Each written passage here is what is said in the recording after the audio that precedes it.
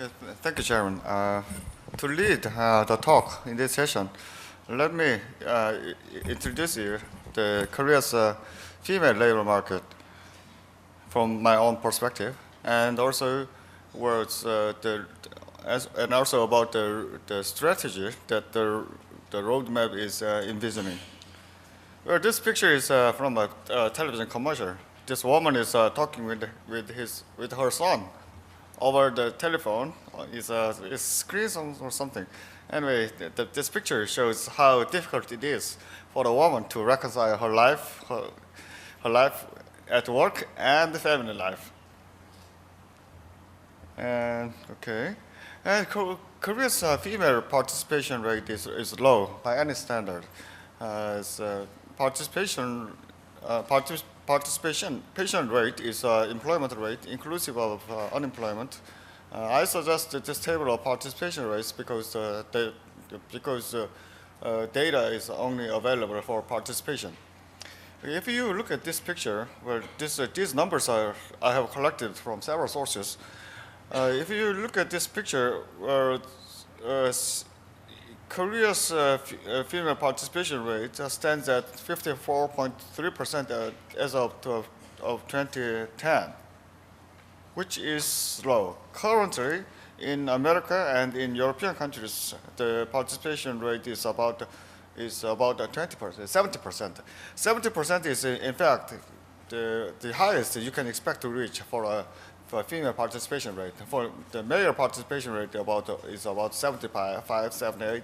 And if you taking into consideration women's child bearing period or all of that, 70% is about the highest you can expect. And once you reach about 70%, it does not go even higher does not go any higher than that.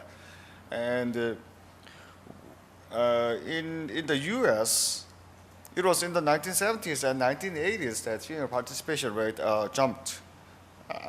And in Europe, it was 1980s and 1990s. If you look at this table, it jumps about nearly 10 percent point in a decade. But in Korea, it continues to rise, but it's slow. And even compared with the income level of Korea, the female participation rate is low in Korea. And that is despite the spectacular growth of female education.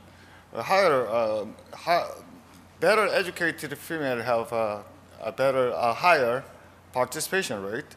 And in Korea, female education level is very high. Among the young, 75% finish four-year college and 75% earns some post-secondary degree. The education level is higher for women than men among the young people in Korea.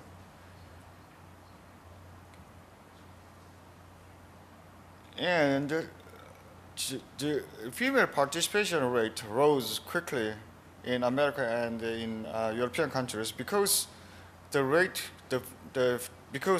among the married women rose. For single women, the participation rate is seldom changes. It's just a stagnant in everywhere. But in Korea, married women's participation rate the rise is very, very weak. I have marked blue here, and if you look at the compare the married women's participation rate with those in 20 years ago, it seldom rose or it rose just a little bit. In Korea, the rise of female participation rate is because more women remained single, postponing their marriage and fertility behavior. And so the share of single women grew, and consequently, the female participation rate rose. So a natural consequence of this behavior would be the postponing of the childbearing and child rearing activity, and naturally we have the lowest low fertility among the all US or among the whole OECD countries. I think we are either lowest or second to the lowest. And as a result of this, Korea's female participation rate pattern has a distinctive M shape, but in advanced countries, the M shape have almost disappeared. So in Korea, women fail to reconcile between work and family life, and we still have a distinctive M shape. And if we compare Korea with Japan, in Japan's case, as the participation rate rose, this M shape has become less distinctive. But we still have but in Korea's case, it still have a very clear M shape. And if we look at the US and France, it's just a flat and disappeared. And if we look at UK, UK has a policy of supporting women's maternity leave activity. Francesca, please. I don't know in great detail about this. They just it's extended the period, and there is a very heavy subsidy. So the result is this M shape, this dent has disappeared and is flat now. Okay, but in fact, this Korea's M shape is a combination of very different two patterns of LPR among a different group of women. It's among the less educated, that is among the high school graduates and high school dropouts. They have M shape, but for them, the exit and the entry of the labor market is easy for them. So they do not have much difficulties in coming back to labor market in their middle ages.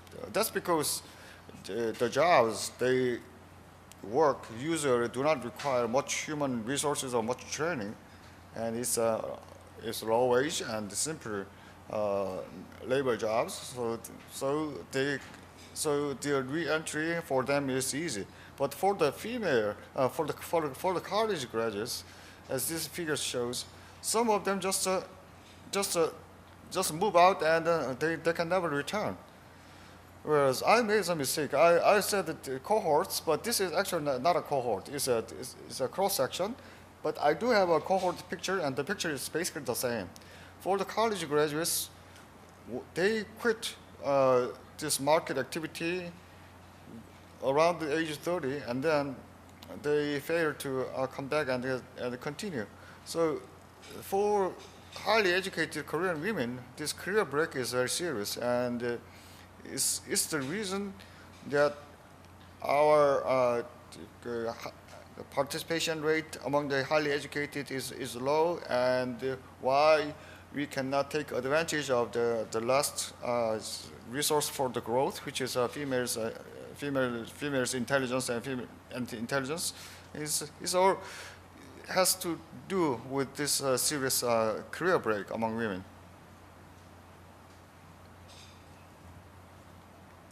But now Korea's females education level is high, but at the same time, the participation rate, the economic activity of highly educated women has gone up. I mean, the women's the aspiration in the labor market has greatly increased. If you look at this picture, this is the labor participation rate among age 25-54, and in the 4-year college, is at the bottom line. As you see, it's growing enormously. So the women, highly educated women, wishes very much to have a job, to have their career job. And the reason that if we look at why their career breaks, and cannot continue their market activity is if you look at the number of workers by age and by times and by occupation. If you look at professionals, they tend to continue. So for professionals, they do not have much problem in problem of career breaks. A good example is teachers. But for the clerical jobs, for the less highly skilled clerical jobs, as you see, is simply women cannot continue. In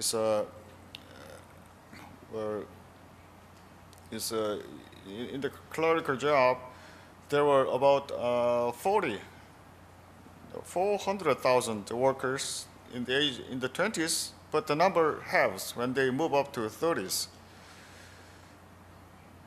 So the question that we have, and I'm very often asked, is why we fail to use these highly educated women, which is a very valuable resource for economic growth. And the answer of this question is related to this phenomenon of career break. And one reason is there's simply not enough career jobs for women. Professional jobs are career jobs, and women in the professional jobs stay in the labor market. But for the women in a clerical jobs cannot continue. So there's simply not enough career jobs that are left for women. So if we look at the occupational structure, if you look at the distribution of jobs among women, the proportion of professional and technical jobs are small in Korea compared to other countries. Here, in the upper panel, I have a table for 1993. The reason is in the IRO database, the series is not consistent. The classification of occupation is different, has changed. So I compare 1993 to those in Canada and the US 20 years ago. And in 1993, the structure is, our structure is far behind the structure of Canada or US, and even compared with Japan. So we simply have not much professional jobs. And if you compare 2008, the same thing happened. If I compare the occupational structure with Singapore or France or Germany, we have much less legislative, manager, and professionals compared to advanced countries. And so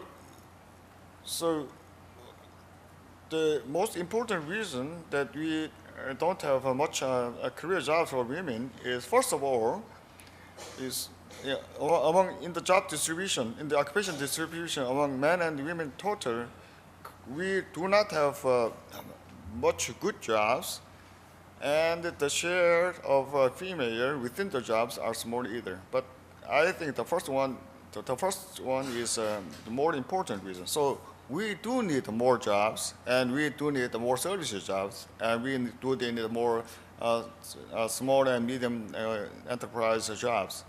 We need to go further in terms of transition to a knowledge society and to service industries and to small and medium-sized companies based economy. And secondly, economic theory says that as income grows, the people tend to marketize services. For example, whereas for cooking, it used to be before it used to be a home production, but as income rises, people's time becomes more valuable, and they tend to dine out, and then the marketization of these services creates jobs for female. And that's exactly what happened in the 1990s, but it's not in the 2000s. And I have looked at this structure, and let me just explain female employment growth by industries. And if I compare 2000 and 2010, the services jobs, the sales jobs did not grow. Hotel restaurants jobs even reduced. And the only area that's growing is public, social, and personal services. And within this services, if you look at the lower panel, it's health services and social welfare and education that that female jobs have female employment size has grown. And why? And then the question is why during the 2000s the female jobs in services did not grow. If I look at the composition of household consumption by purpose, in 2000 compared to 1990, household consumption increased in, for example, restaurants and hotels. But if we compare 2010 with 2000, is that share did not grow, and the only share that grew is education. So we spend too much on the education. We spend all our extra income to children's education, and just has detrimental effect in job creation of services jobs and on female jobs. And the gender wage gap is persistent. The gender wage gap has narrowed, but it's still female wage is still about 2/3 of those of male. But this level is not so exceptional. It's observed in other countries too. So this wage gap is a kind of a consequence of the previous two phenomena rather than the causation relationship is the other way around. And this is the picture. In high school graduates and high school dropouts, the wage gap has narrowed, but on average, even among the college graduates, there is a large wage gap between females and males. And the roadmap strategy for female employment. Well, this morning, Mr. Lee from the Ministry of Labor has explained this.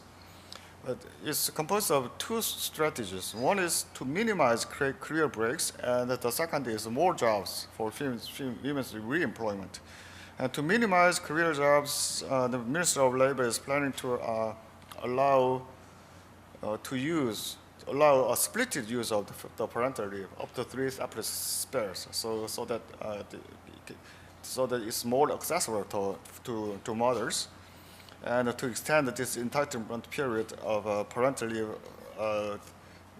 entitlement period duration of this parental leave from 6 years to 9 years after childbirth, and make this procedure automatic, so that parental leave is automatically given unless she has refused to receive it, and increase the subsidies for substitute workers, and build more and expand child care services.